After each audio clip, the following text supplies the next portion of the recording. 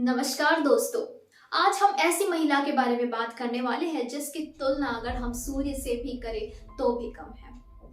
दोस्तों, जिस प्रकार हमारे जीवन में सूर्य एक ऊर्जा का स्रोत है, उसी प्रकार सावित्रीबाई फुले जी ने अपने क्रांतिकारी कदमों से इस भारत देश की न जाने कई परंपराओं को तोड़कर महिलाओं को शिक्षा का अधिकार दिलाया और उनके जीवन को सूर्य की तरह उजागर कर दिया।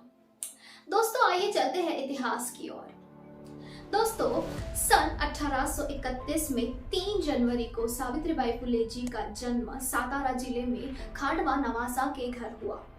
जब उनकी आयु 9 वर्ष की थी, उस समय उनका विवाह ज्योतिबा फुले जी के साथ कराया गया और उस समय ज्योतिबा फुले जी की आयु केवल 13 वर्ष की थी। दोस्तों, अगर हम बात भारत देश की आजादी के पहले की करें तो उस समय जनसंख्या, महिलाओं की जनसंख्या 2 दर्जे की थी और आज जिस तरह हमें शिक्षा का अधिकार है, उस समय शिक्षा का अधिकार नहीं था।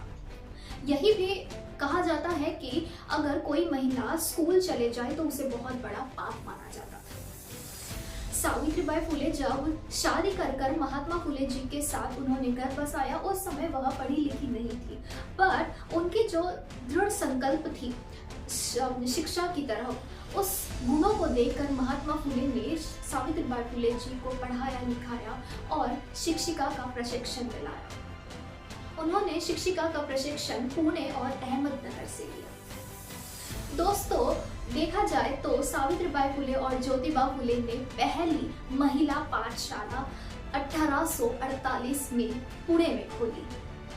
इस पहली पाठशाला की सावित्रीबाई फुले पहली प्रधान अध्यापिका बनी।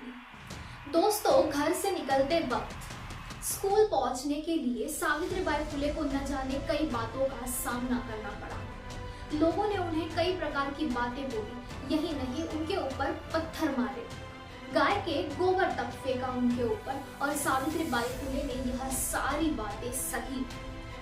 तब ज्योतिबा फुले ने सावित्रीबाई फुले से कहा कि ये समाज दलदल में फंसा हुआ समाज, गंदा समाज से लड़कर तुमने शिक्षा प्राप्त की और लोगों को शिक्षा का अधिकार दिलाना यह किसी मामूली औरत के बूते की बात नहीं है।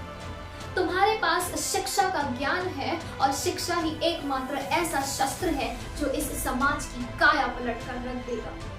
दोस्तों, अगर हम धैर्य, निष्ठा, संकल्प और सहनशीलता अगर हमारे पास में है, इन सारी शक्तियां हमारे पास में है, बस हमें इम्प्लीमेंटेशन करते आना चाहिए। दोस्तों, हम हमारे गोल तक, हम हमारे लक्ष्य तक अवश्य पहुंचेंगे।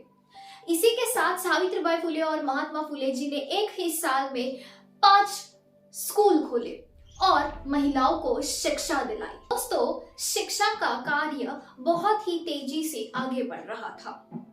हमारी जो सावित्रीबाई फुले जी थी, उनका जो नेचर था वो बहुत ही दयावान था। एक बार ज्योतिबा फुले जी रास्ते से गुजर रहे थे और उन्होंने देखा कि एक गर्भवती महिला आत्महत्या कर रही है। जब ज्योतिबा फुले जी ने उस महिला से पूछा कि आप ऐसा क्यों कर रहे हो, तब उस महिला ने ज्योतिबा फुले जी से कहा कि मैं गर्भवती हूँ और इस समाज को जैसे ही पता चलेगा कि मैं गर्भवती हूँ तो ये लोग मेरा जीना मुश्किल कर देंगे, इसलिए मैं इस अजन्मे बच्चे के साथ में ही मर जाना चाहती हूँ। तब ज्योतिबा फुले जी ने और सावित्रीबाई फुले दोनों ने मिलकर उसे विधवा गृह में आश्रय दिया और उसके बेटे को गोद ले लिया और उसका नाम यशवंत रखा गया। दोस्तों, हमारे इस भारत देश में न जाने कई प्रकार की कुप्रथाएं चलते आ रही थी। उसमें से एक यह भी कुप्रथा थी जिसमें विधवाओं के बाल निकाल दिए जाते थे।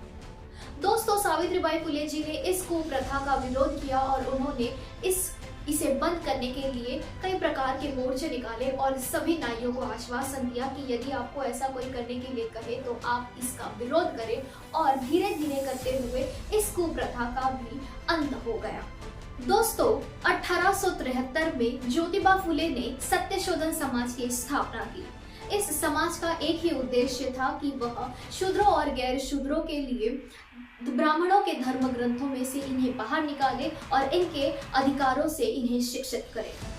दोस्तों, सावित्रीबाई फुले ने सत्यशोधन विवाह की स्थापना की। इस विवाह में ना कोई पंडितों की जरूरत होती थी और ना ही उन्हें उनके मंत्रों को दोहराना पड़ता था। दोस्तों, इसमें केवल यह शपथ ली जाती थी कि हम महिलाओं के समानता के शपथ लेते हैं और उन्हें शिक्षित करने की शपथ लेते हैं। दोस्तों, ज्योतिबा फुले जी के अंतिम संस्कार के बाद में सावित्रीबाई फुले ने इस पूरे समाज की अध्यक्षता का भार उठाया। दोस्तों, 1897 में पुणे में प्लेग नामक बीमारी बहुत ही प्रचंड मात्रा में फैल चुकी थी।